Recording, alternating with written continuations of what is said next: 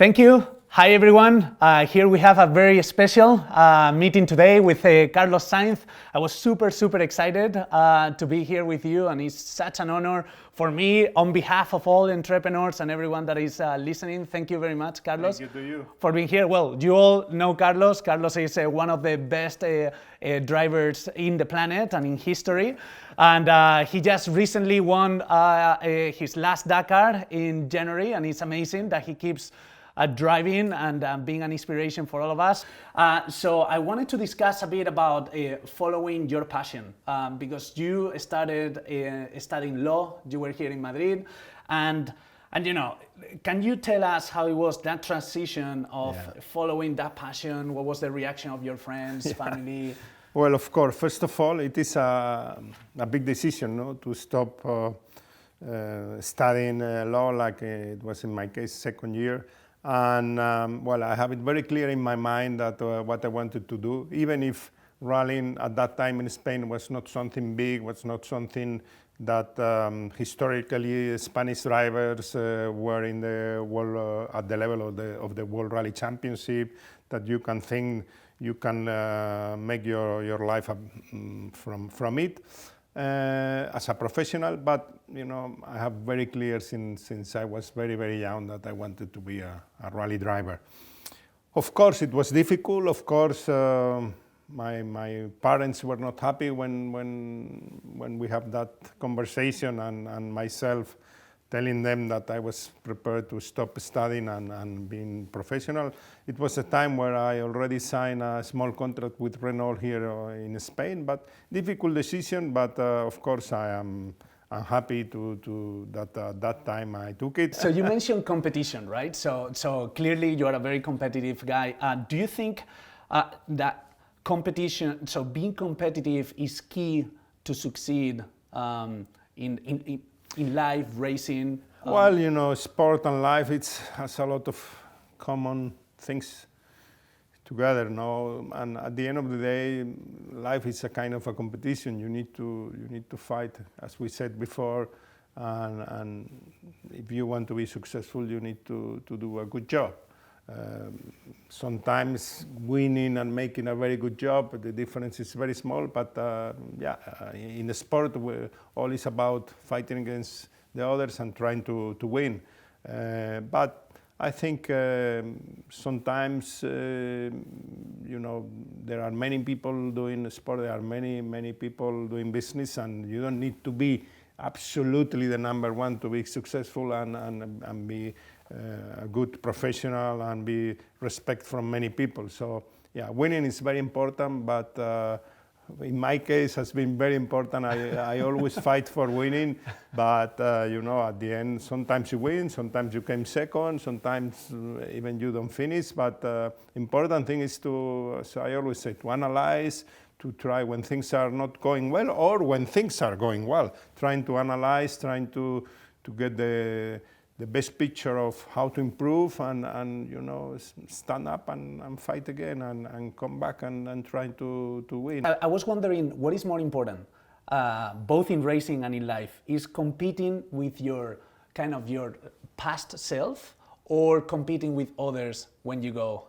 Because the similarity with business, some businesses, they focus a lot on competition, so they build products thinking only on competition, but they don't think too much on you know, what was our product before, or on in customers.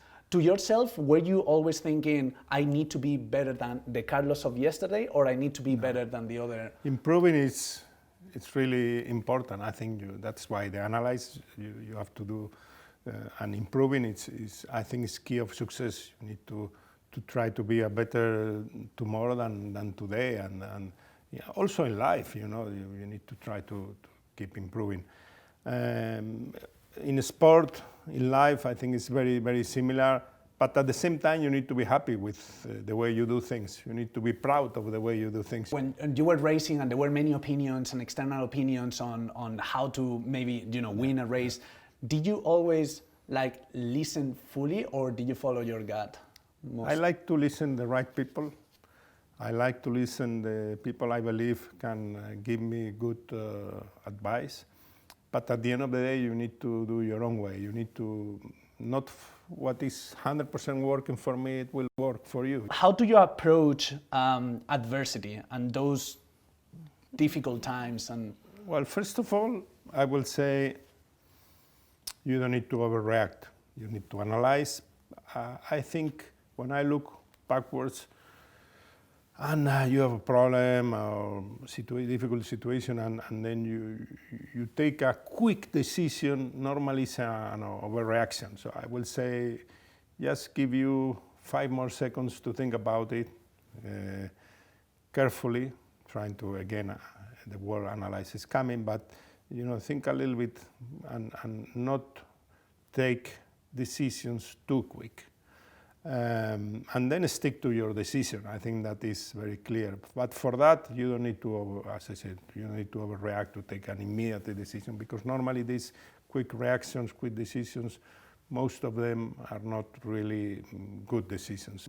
An obstacle can become a tool to help you to improve yourself, to do better things in the future. I loved your enthusiasm and being optimistic, because I believe also to build businesses, you got to be optimistic. I like the people which is realistic, but at the same time optimistic.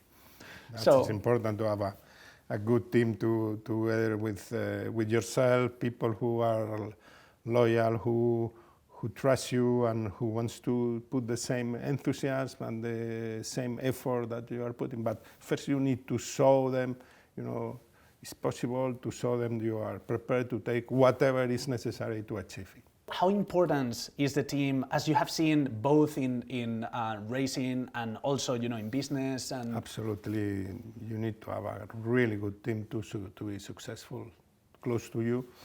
But it's also part of the leaders to be able to choose the right people, to give the people the confidence to follow, but at the same time to give the people the chance to express themselves and let the room to help you. And I think teams are key for any success in life. And I have been so lucky to have very, very good teams to achieve what I have achieved in terms of the sport, in the business as well. It's so important to have good people around yourself. So now, as many of us and many of the listeners are building their own teams, what makes a team for you winner? What are the attributes? And if you had to form a new team now, what are the things that you would be looking for? Well, what we have been discussing in our conversation, I would like to have the people around me which are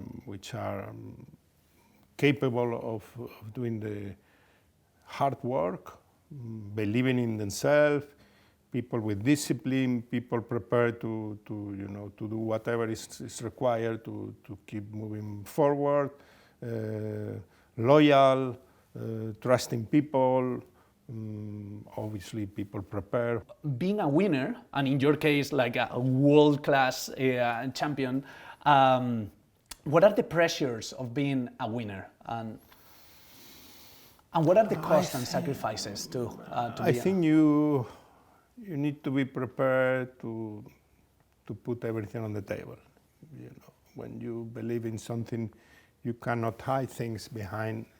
If you go, you go. And this is how I understand life also in general. And people say, this is becoming an obsession. Yes, it is an obsession. You can, when you want something, when the others are resting, you need to keep working. When the others are thinking in other things, you need to keep focusing.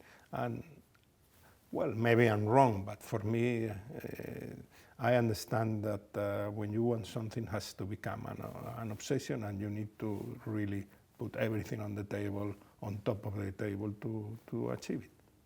Carlos, I cannot thank you more for all of this. It's been great insights. You are an inspiration, and you have that energy that next to you, you live and you're like, we need to win and we need to be champions as well. So thank you on behalf of everybody. Thank you, Alejandro, and good job. Well done. I have read I knew what you were doing, what you are doing, and I read a little bit. So keep working the same way, and it's a honor also, and congratulations for your success. Thank you so much, Carlos.